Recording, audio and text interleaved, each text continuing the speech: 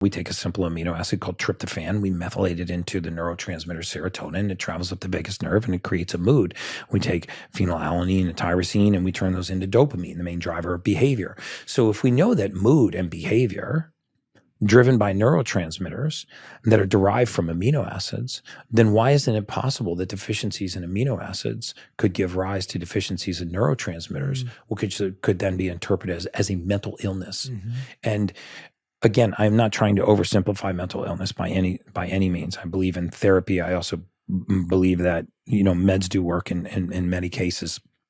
But why wouldn't we start first? If we define, for example, depression as an inadequate supply of serotonin, then why are we not trying to raise the level of serotonin?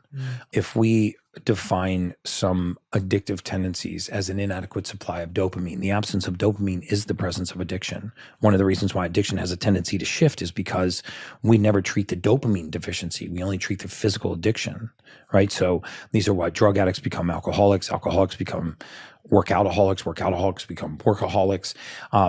You shift one addiction for another because that deficiency in dopamine drives you to want to feel normal.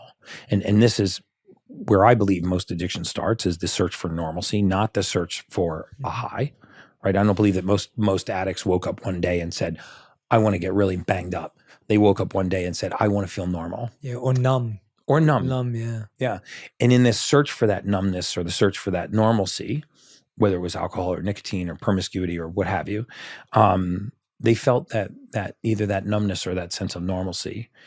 And then the addiction grew from that. And so they were then running from a low, not running towards a high. And this is one of the reasons why I have so much empathy for people that are trapped in the cycle of addiction. And I think that more addictive therapy needs to address these dopamine deficiencies.